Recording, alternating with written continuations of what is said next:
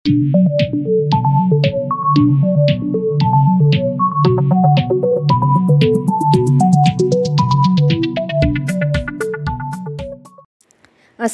আলাইকুম, সবাইকে স্বাগতম জানাচ্ছি আমার চ্যানেলে।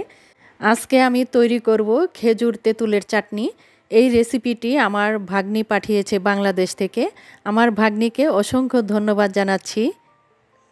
আপনার বাসায় কোনো মেহমান আসলে ঝটপট এই চাটনিটা বানাতে পারেন, আর খেয়ে তো সবাই খুব প্রশংসা করবে এবং জানতে চাইবে এই রেসিপি। আমার রেসিপি ভালো লাগলে বেশি বেশি করে শেয়ার করবেন ফ্রেন্ডস আর প্রিয়জনদের সাথে। চলুন তাহলে দেখে নিই এটা কিভাবে তৈরি করি। আমি এখানে 1 চা চামচ পাঁচফোড়ন ফ্রাই প্যানে একটু তেলে নিয়েছি, মানে হালকা ভেজে নিয়েছি তেল ছাড়া। এটাকে আমি এখন একটু গুঁড়া করে নিব। অতটা মিহিভাবে গুঁড়া করব না, মানে একটু গোটা গোটা থাকবে এরকমভাবে। এখানে আমি 200 গ্রামের মতো খেজুর পানিতে ভিজিয়ে রেখেছিলাম বিচি ছাড়া।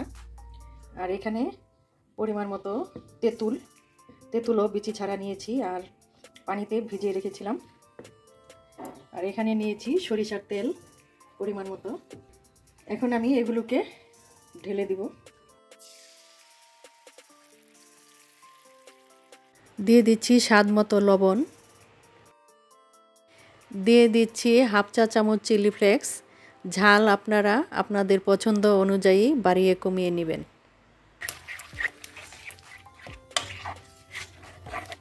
চাটনি যেরকম একটু আঠালো ভাব থাকে সেই পর্যন্ত আসা পর্যন্ত আমি নাড়াচাড়া করব, একটা চাটনির আকারে না আসা পর্যন্ত। এতে করে এই খেজুরটাও নরম হবে, আরও গলে যাবে। খেজুর এমনিতেই মিষ্টি, চিনি দেওয়ার কোনো প্রয়োজন নেই। আর কোনো অবস্থাতে নাড়ানো থামানো যাবে না, নয়তো তলাতে লেগে যাবে। আর এখন দিয়ে দিচ্ছি পাঁচফোড়ন গুঁড়া।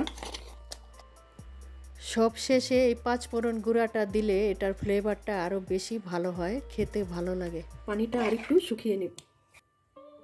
এই তো তৈরি হয়ে গেল আমার খেজুর তেঁতুলের চাটনি। চুলাটা আমি বন্ধ করে দিয়েছি। এই যে এরকম হয়েছে চাটনি। এই চাটনিটা বানানোর আগে আমি বুঝিনি খেতে এতটাই টেস্টি লাগবে। অনেকেরই হয়তো এটা খেয়ে স্কুল লাইফের কথা মনে পড়বে। স্কুলের গেটের সামনে রাস্তার পাশে এই ধরনের আচার বা চাটনি আমরা কম বেশি সবাই খেয়েছি। আমার আজকের রেসিপিটি সবার কাছে কেমন লাগলো একটা লাইক দিয়ে কমেন্ট করে জানাবেন। এই চাটনিটা খিচুড়ি, পোলাও, বিরিয়ানি এগুলোর সাথে খেতে খুবই ভালো লাগবে।